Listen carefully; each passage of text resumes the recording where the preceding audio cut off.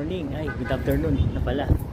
So magandang hapon at sa ngayon maganda yung panahon natin dito sa Manila area. Kung makikita nyo ang liwalas ng paligid.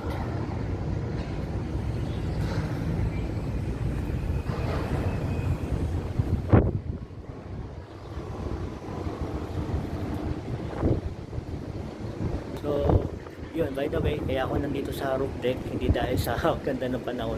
So sasamantalahin ko lang din na yung aming defective na tinatawag na float switch para sa overhead tank, para sa mga nakakaintindi dito sa engineering o sa ganitong trabaho din na mga mini-monitor. So magpapalit kami ngayon ng defective float switch para sa overhead tank para mag-transfer yung aming tubig galing sa cistern papunta dito sa overhead. Dahil sa ngayon, dahil nasira yung aming float switch, ay naka-manual transfer kami lagi ng aming tubig. Yung overhead tank, yun naman yung ginagamit, yun yung punuan ng tubig para papunta naman sa mga condo units.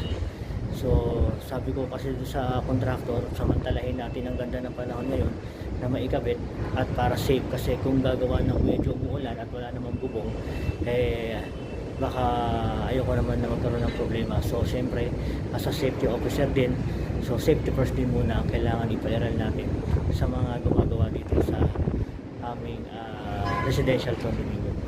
So punta natin yung contractor para ma-share ko din sa inyo doon sa mga building engineer dyan, sa mga maintenance dyan, kung paano at yung basic lang na pagpapalit ng nasira na float switch o yung float switch.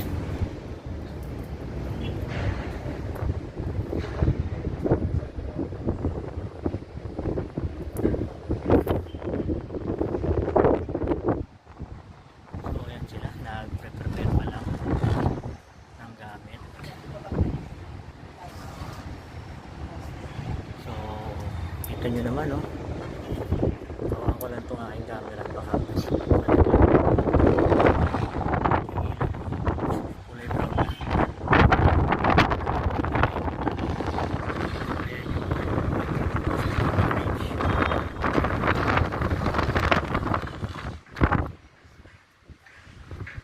So yun, ang lakas ng hangin dito. Ewan ko lang kung marinig yung boses ko. Sobrang lakas ng hangin dito sa Arotec. So yun, ay kakabita tayo ng float switch.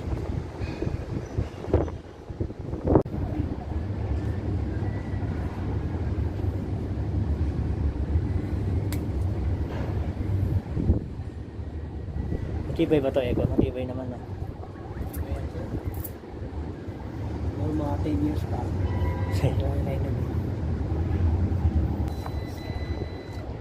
Pag nakababa, tutunog. Opo, under. Para doon yan sa Ayun. sa Pag umakyat, so ibig sabihin good yan. patay na po siya. Oo, patay na. Ito good.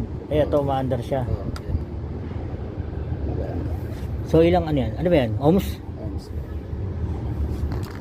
So walang reading, no, pag nakaangat. Angat. Ibig sabihin siya patay na. Patay na. So pag binaba ko to, Binaba siya. Ayan. ito may reading. Ready siya.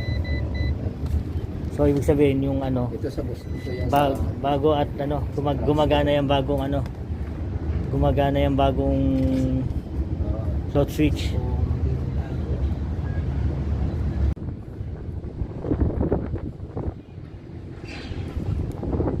Yan. Pati ba yun? Tutunog? Hindi.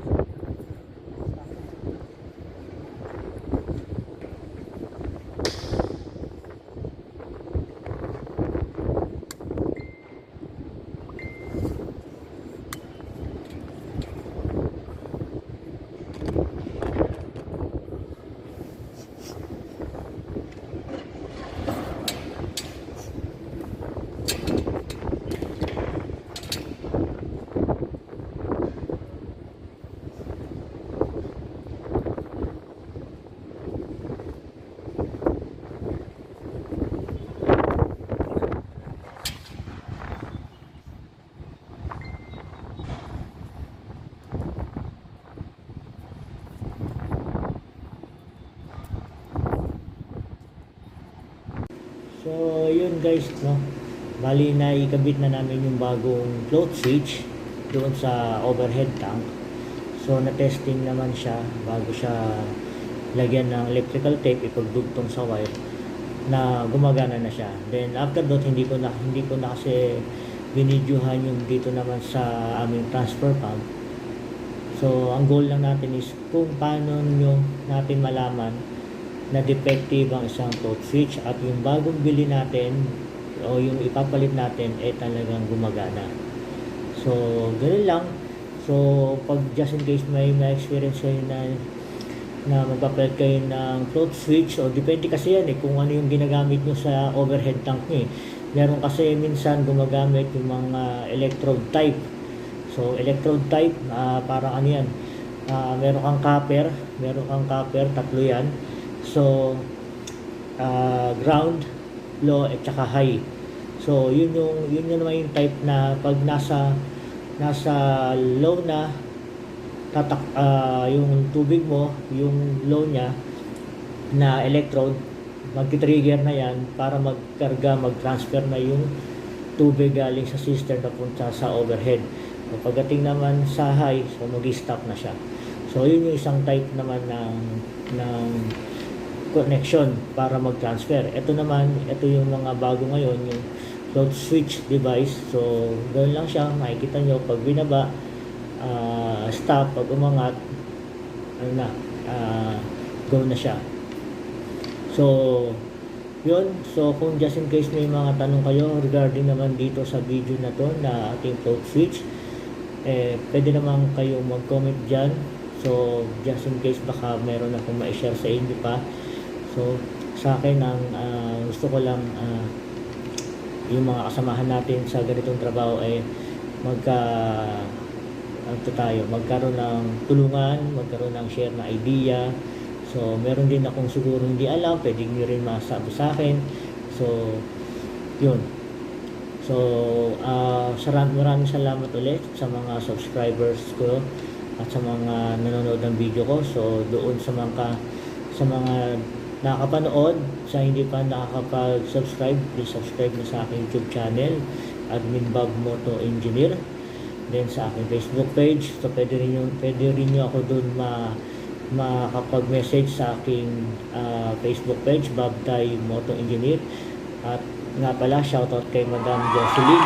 So, doon siya sa Facebook page kung nagtatanong regarding naman doon sa kanyang experience sa paglalakad ng kanyang Fire Safety Inspection Certificate. So, maraming salamat ma'am sa inyong panonood din sa inyong pag-like and follow sa aking Facebook page.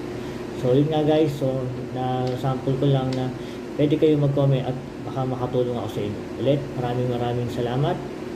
Ingat tayo lahat mga kapwa ko riders and kapwa ko building administrator. Thank you.